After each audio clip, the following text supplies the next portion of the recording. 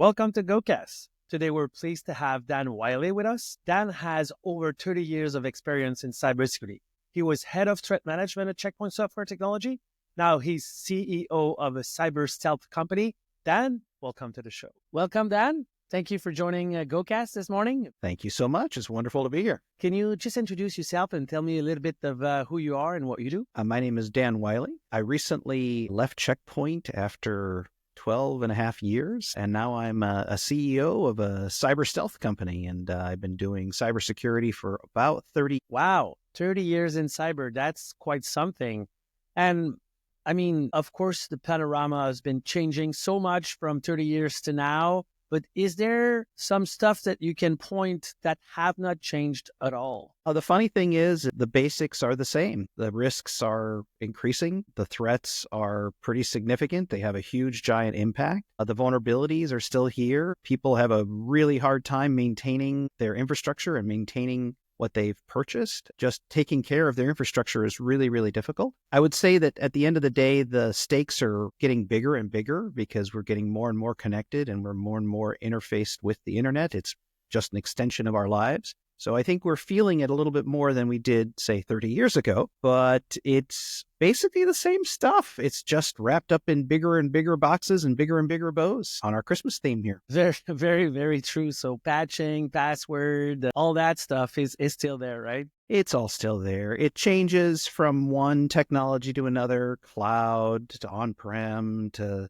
applications. They all still have usernames and passwords. They still have vulnerabilities. They still have threats. The stakes are higher, though. I think since COVID, it's very clear that people's lives are more impacted directly than ever before. And I think that's the scary bit, is that the logical and the physical are starting to really come together. Very, very true. And what have you been working on, Dan, on the past couple of years now? Yeah, so security operations and incident response are really our biggest things that I've been focused on. So helping customers deal with the threats in real time, diving into their critical incidents and figuring out what happened and how the attacker and what the attacker did inside of environment. And also built a MDR platform, a managed detection response platform at Checkpoint, where we're helping customers monitor and maintain. And then the last 6 months, we're starting to look at how to do security operations in different ways. With the advent of AI and more ML and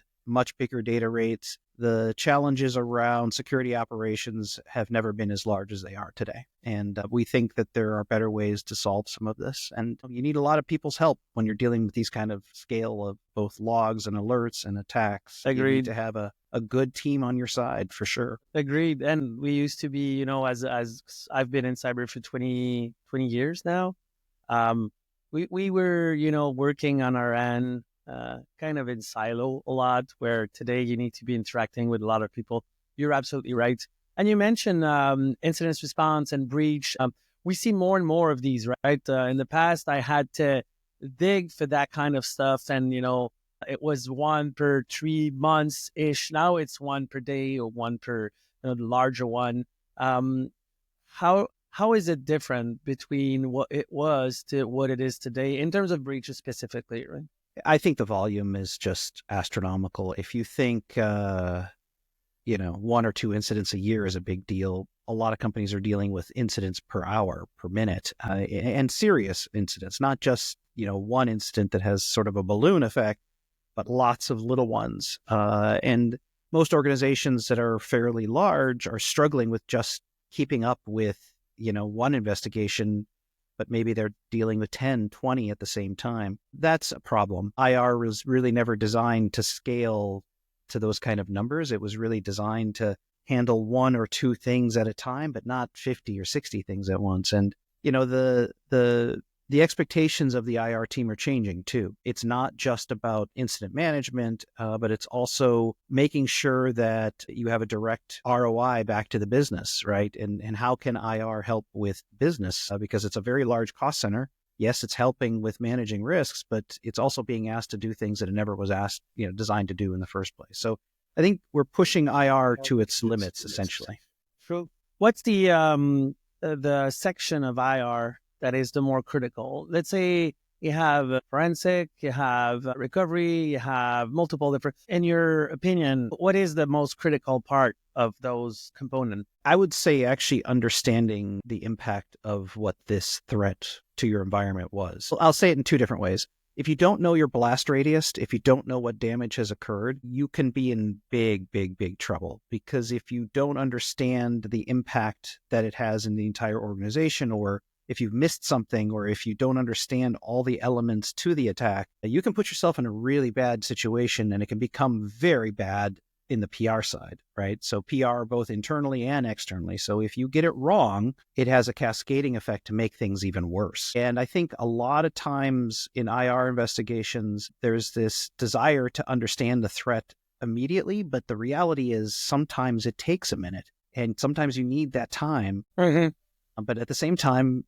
you're being told that you only have 72 hours to figure it out. And those two things Paradox. don't really work together, Yeah. right? The root cause is specifically something you're looking for, I guess, right? At the very beginning. What about you get in an investigation where the client or is an MSSP partner already started to wipe all of the machine and reinstall everything, and you're getting called? Yeah, the investigation can be very short sometimes. If the evidence is all gone, there's not much for you to do. Yeah. Look, I think it really depends on the maturity of the customer. If the customer is absolutely desperate to be able to bring their business back online, there's not little to nothing you're going to do to stop him from bringing their company back online, especially if there's hundreds of millions of dollars a day or a minute at stake. You saw this with, even the CrowdStrike event with the bad update. There were some people that just said, we don't have a choice. We have to be aggressive, because if we're down this long, we're losing all of our money, right? Like we won't be profitable for this quarter. So look, I think the reality is sometimes people have to make very hard decisions, and sometimes those hard decisions mean that you may never understand the entire attack, but you're going to try to recover from it as quickly as possible. And look, as a hardcore IR person, I would always love to know how this all occurred, right?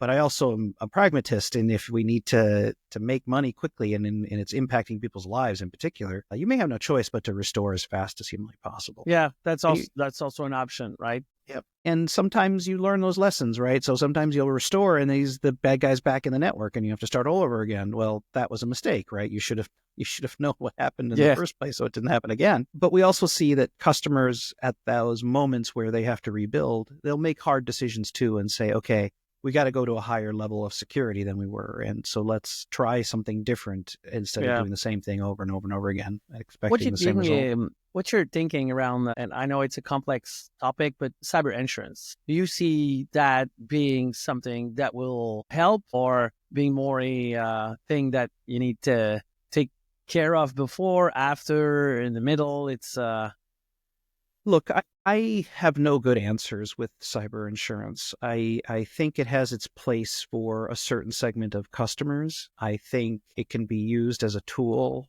to help restore, but I also think it's a crutch.